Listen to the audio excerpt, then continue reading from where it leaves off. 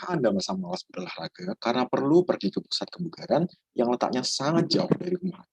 Atau tidak ada waktu untuk berolahraga karena mengikuti sedentary lifestyle? Perkenalkan Alex, seorang graphic designer yang tinggal di kota metropolitan. Ia sering menghabiskan waktu di kafe, apartemen, dan kantor. Ia jarang bepergian karena Jakarta sangatlah padat. Ditambah lagi dia tidak memiliki waktu yang cukup untuk berolahraga karena pekerjaan. Tim kami hadir untuk menghadapi permasalahan yang Alex hadapi.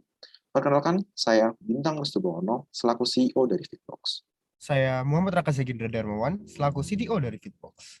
Dan saya Grace Evanya selaku CFO dari Fitbox. Visi kami adalah menjadikan olahraga sebuah kebiasaan yang dinamis bagi masyarakat Indonesia, dan misi kami adalah membuat solusi yang dapat menyelesaikan hal tersebut dengan memanfaatkan tenaga kerja di Indonesia secara efektif. Berikut merupakan daftar isi dari presentasi kami.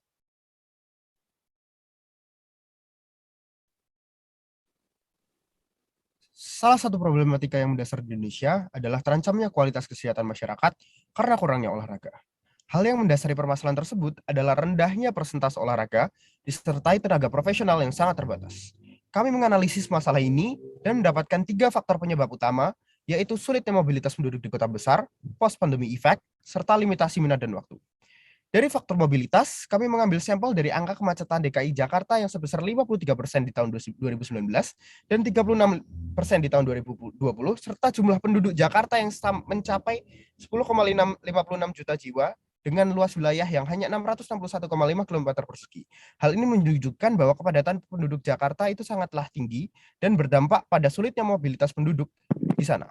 Lalu dari faktor kedua, yaitu post-pandemic effect, sedentary lifestyle selama pandemi yang membuat tingkat aktivitas menurun selama 12%. Lalu selanjutnya adalah penurunan pendapatan personal trainer dan atlet selama pandemik. Dan yang ketiga adalah harga pasar yang tinggi untuk melakukan sesi privat bersama PT.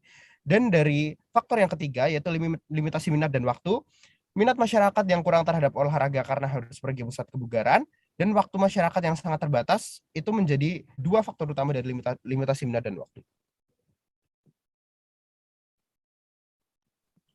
Berdasarkan latar belakang permasalahan yang telah dijabarkan, kami memiliki solusi berupa aplikasi yang bertujuan untuk meningkatkan olahraga masyarakat dengan jalan pintas dalam hal efektivitas waktu dan tempat atau mobilitas. Dengan sistem workout application on demand, masyarakat dapat berolahraga di mana saja dan kapan saja dengan fasilitas personal trainer. Trainer yang akan datang kepada konsumen, baik secara offline maupun online. Next. Inilah integrasi dari solusi-solusi yang kami berikan. Fitbox, workout wherever you want, whenever you're ready. Fitbox. Fit, menurut Kamus Besar Bahasa Indonesia, memiliki arti keadaan berdaya tahan bagi tubuh untuk melakukan aktivitas fisik. Sedangkan box merupakan sebuah wadah atau kotak. Kami ingin menciptakan suatu zona di mana orang dapat melatih keadaan mereka untuk melakukan aktivitas fisik dengan badan yang bugar. Kami memiliki 6 fitur utama dari aplikasi kami. Untuk yang pertama, FitCall. FitCall merupakan layanan di mana pelanggan dapat membuat janji dengan personal trainer secara online.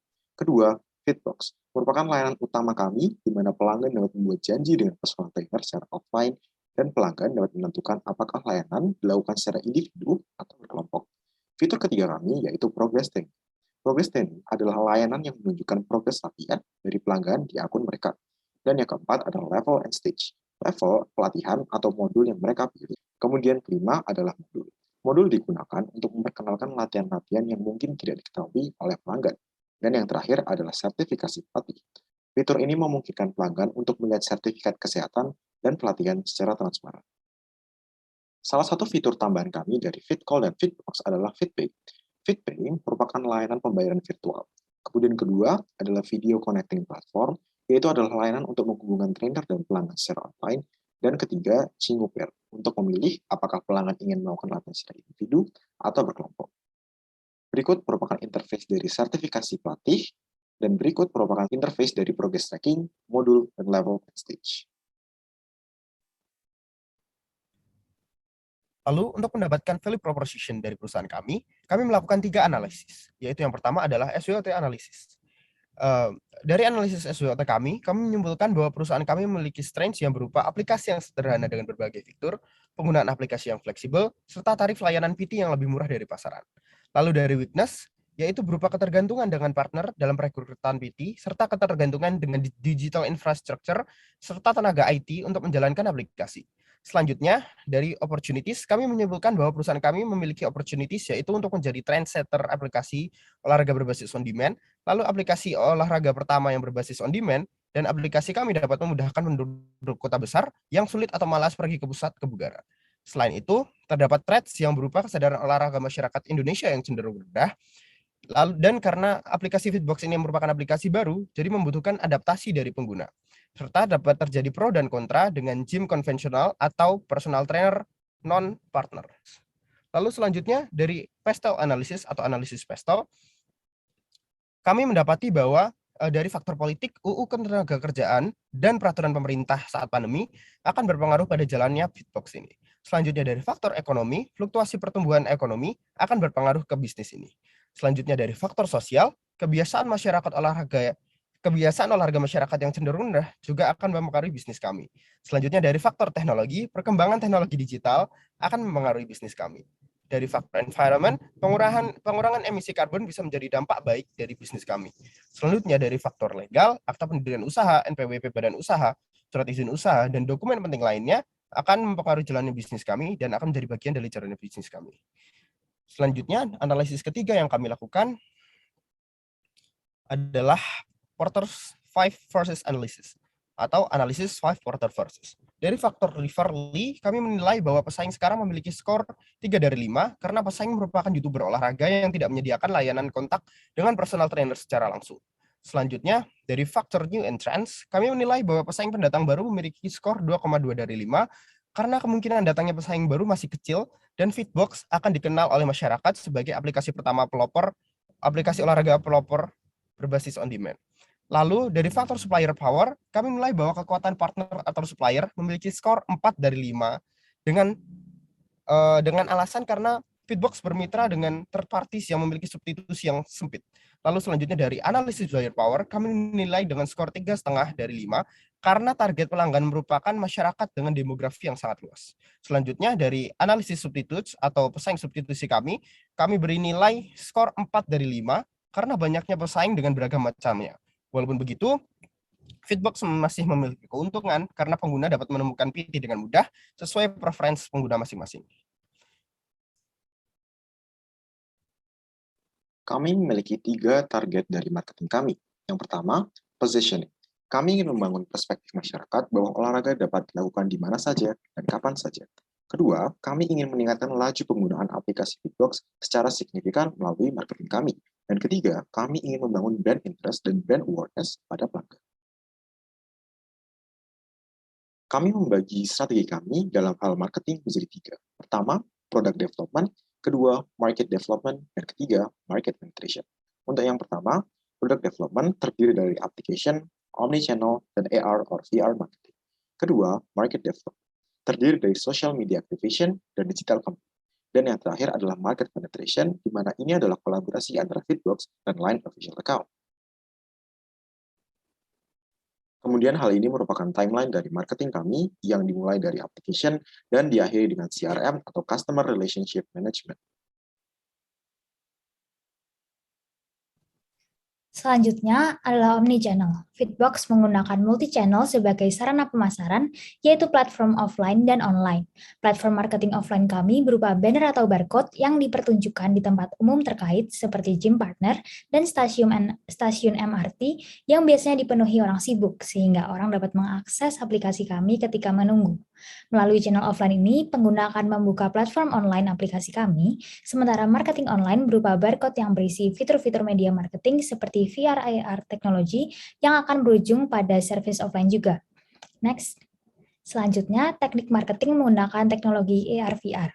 Bagaimana alurnya? Yaitu melalui barcode yang digunakan untuk masuk ke aplikasi, lalu preview program pelatihan akan ditunjukkan menggunakan sistem AR VR yang dilanjutkan dengan pemesanan appointment menggunakan Fitbox atau Fitcall. Dengan preview AR VR, pengguna dapat mengetahui materi apa dan nuansa pelatihan seperti apa yang akan dijalankan nantinya. Selanjutnya, kami yaitu adalah digital campaign, di mana kami memiliki tujuan untuk menyebarkan message berupa workout anywhere and everywhere menggunakan platform Instagram, di mana kami memiliki tujuan sebagai berikut. Yang pertama, menanamkan perspektif. Kedua, meningkatkan brand awareness dan interest. Dan yang ketiga, meningkatkan order or purchase decision. Dan berikut merupakan social media activation kami, di mana kami berfokus pada 4 platform dengan tujuan masing-masing sebagai berikut. Dan kami memilih 4 platform tersebut, yaitu Instagram, Line, TikTok, dan Twitter. Selanjutnya, digital campaign dari TikTok, di mana kami akan membuat challenge dengan hashtag workout anywhere and everywhere pada salah satu platform, di mana lebih dari 37 juta pengguna menggunakan platform ini. Pertama, kami akan membuat TikTok challenge dengan tema workout everywhere and anywhere, dan kemudian akan diposting di TikTok, dan kami akan mengambil pemenang, sehingga akan meningkatkan retensi dari masyarakat terhadap aplikasi kami. Kemudian, untuk key opinion leader, kami menargetkan Dr. Dion Haryadi sebagai health influencer untuk meningkatkan kepercayaan pelanggan dan meningkatkan brand awareness pada aplikasi kami. Dan terakhir adalah customer relation management, di mana tujuan akhir dari marketing kami adalah menjaga retention dengan cara menggunakan daily feed dengan kolaborasi bersama Line official account, customer service selama 24 jam, dan mengadakan diskon atau promo pada hari besar. Selanjutnya adalah analisis keuangan. Analisis finance cost kami mempunyai 3 sumber beban, yaitu investasi pada awal pembuatan aplikasi, beban tetap, dan beban variabel. Investasi kami terdiri atas equipment, biaya setup, biaya administrasi dan legal, serta branding dan desain yang membutuhkan budget sebesar Rp357.375.000. Selanjutnya, untuk fixed cost per bulan yaitu gaji, marketing, tempat, dan lain-lain sebesar Rp86.100.000. Selanjutnya untuk variable cost sebesar Rp12.270.000 yang menghasilkan total cost sebesar Rp98.370.000 dengan target 300 pengguna setiap bulannya yang kami asumsikan berolahraga 8 kali sebulan dan growth rate sebesar 20% tiap bulannya. Kami melakukan analisis cost and revenue. Dan next, monthly performa P&L. Next ada monthly performa cash flows. Dan selanjutnya ada analisis net present value yang menghasilkan sum of present value sebesar Rp12.660.130.652. Dan selanjutnya terakhir ada analisis break-even yang menghasilkan kesimpulan bahwa Fitbox akan dapat mencapai break-even point setelah 15,52 bulan beroperasi. Next ada Why Us. Yang pertama ada section What They Said About Us, yang berdasarkan survei lapangan yang kami lakukan, hampir 67% menunjukkan masyarakat memenuhi hipotesis kami. Survei juga menunjukkan masyarakat setuju dan tertarik pada solusi yang kami berikan. Selanjutnya, why our application solve those problems? Yang pertama, aplikasi on demand atau sesuai dengan kebutuhan pelanggan. Yang kedua, fleksibilitas aplikasi atau sesuai dengan preferensi konsumen. Yang ketiga, ada certified trainers and partners. Yang keempat, affordable atau terjangkau jika dibandingkan dengan tarif olahraga menggunakan personal trainers pada umumnya. Dan yang terakhir, visionary karena kami memiliki tujuan mewujudkan Indonesia sehat. Dan berikut merupakan prototipe dari kami. Prototipe pertama, kemudian ini merupakan prototipe kedua, dan prototipe ketiga.